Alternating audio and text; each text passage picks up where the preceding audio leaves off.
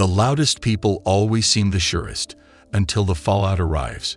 The ones who can't keep their mouths shut end up signing contracts with their own words, giving away leverage, trust, and time they can't get back. That's the modern trap. Speak first, think later, and hope the apology tour cleans it up. Sigma males don't live there. They're a rare breed of men who treat language like a tool, not a toy. They move in evidence, not impulse, principle, not performance.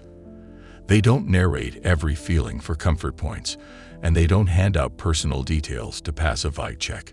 Because their thinking runs against the grain, there are entire categories of phrases they simply never use. Not because they can't, but because saying them would trade control for approval and mission for noise. In this video, I'll be discussing 8 things Sigma males never say. Number 1. Please validate me.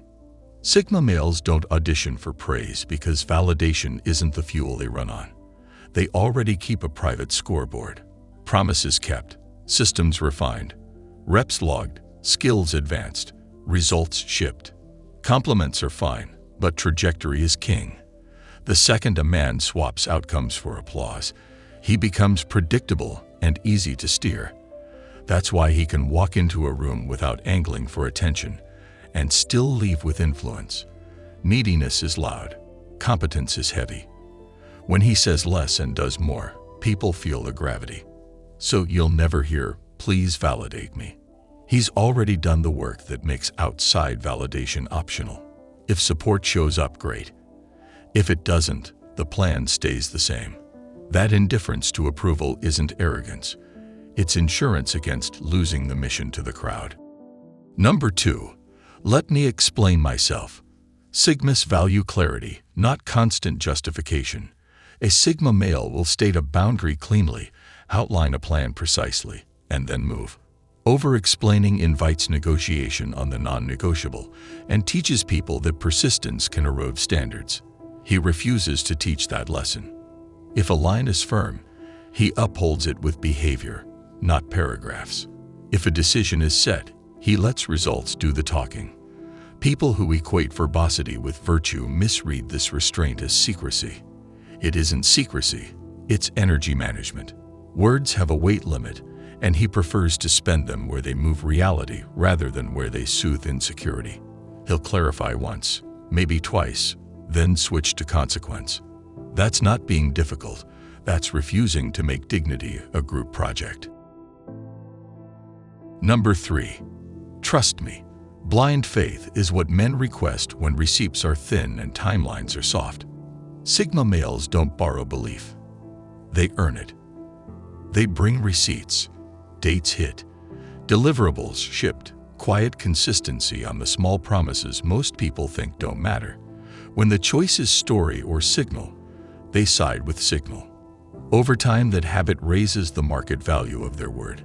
A yes is solid, a no is final, and a not yet means exactly what it says. You won't hear trust me, you'll see why you should. For people raised on persuasion, this can feel severe. For people raised on reality, it's oxygen. Trust to him is the byproduct of discipline, not a coupon for future performance. Number 4. I don't have time. Time is a budget, and he audits that budget daily. I don't have time is a polite lie that preserves image. It's not a priority, preserves truth. Sigma males use the second sentence. If something doesn't fit, they decline cleanly instead of pretending the calendar is the villain.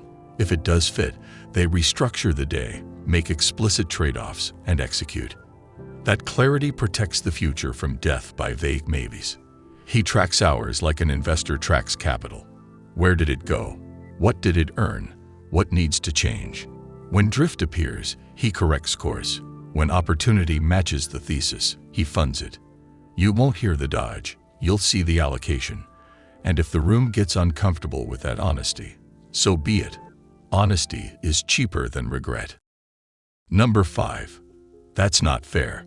Reality is audited, not argued with. Sigma males can call injustice what it is, but they don't make grievance a strategy. If the market is hostile, they improve the offer. If the room is biased, they change rooms or build their own door. Complaints may be true and still be unproductive. He speaks up when speaking changes outcomes. Otherwise, he builds leverage until results become indifferent to opinions. Fair would be nice. Effective is necessary. That's why you'll hear him talk about systems, skills, and proof more than luck or excuses. The scoreboard doesn't track fairness. It tracks results. He aims at what compounds: discipline, patience, presence, and lets the work tilt the field. Number 6. Tell me what to do. Counsel is welcome. Commands are not. Sigma males seek signal from people whose results outrank the room, but they don't hand over the steering wheel. They collect perspectives, pressure test assumptions, decide, and then carry the weight of that decision. If the call wins, they scale. If it loses, they repair, learn, and run it back smarter. Either way, ownership stays in-house. Outsourcing choices for comfort is how men drift for years and call it fate. He accepts the tuition of autonomy because a life driven on purpose costs more upfront and pays forever. You'll hear him ask, "What am I missing?" far more often than "Tell me what to do," because he wants signal, not a babysitter. Number 7. I'll change who I am to keep you. Methods are flexible. The code is not. Sigma males will adapt tactics all day. New tools, new routes, better timing. But if a relationship requires him to dim his purpose, cheapen his honesty, or sit inside a culture of gossip and low effort, he exits cleanly. Compromise on logistics is healthy. Compromise on identity is corrosion. Love and respect should make a man better at being himself, not worse. He'd rather be called cold for a month than be trapped for a decade. That short sting costs less than the long bleed of self-betrayal. You won't hear promises that mortgage his core. You'll see boundaries that protect it, even when that costs him applause in the moment. Number 8. None of this is my fault. Agency is the leverage he refuses to surrender. If something breaks on his watch, he owns it, patches the system that allowed it, and moves. If external forces hit hard, he still prepares for the next round with buffers, skills, and smarter defenses. Blame can feel good. Agency builds good. Enemies and setbacks never get the pleasure of watching him excuse himself with elegant language and zero progress. He lets responsibility do the talking, and responsibility is fluent in results. That's why he climbs even through rough stretches. He refuses to narrate himself as helpless, no matter how tempting the script. A man's last real advantage in a loud world is the sentence he never says. Sigma males treat silence as a boundary and speech as a promise, spending words like cash from a finite wallet and placing them only where they earn a return. That's why their lives read cleaner than their bios. They build without narration, absorb hits without theater, and let proof arrive before explanation. To people who need constant performance, that calm looks cold. It isn't. It's a vow to serve what matters more than optics: the mission, the standard, and the people under their roof. Keep your voice rare so it stays valuable. Say less, deliver more, and let time do the talking. In the end, the men who keep their word are the men whose words were worth keeping. Thanks for watching. Let me know if you agree with the points I've mentioned in this video. We enjoy hearing your thoughts and experiences in the comments below. For more videos about Sigma males, be sure to check out our other videos. If you found value in this video, hit the like button and subscribe so you won't miss out on future videos. Click here to see why Sigma males seem like psychopaths.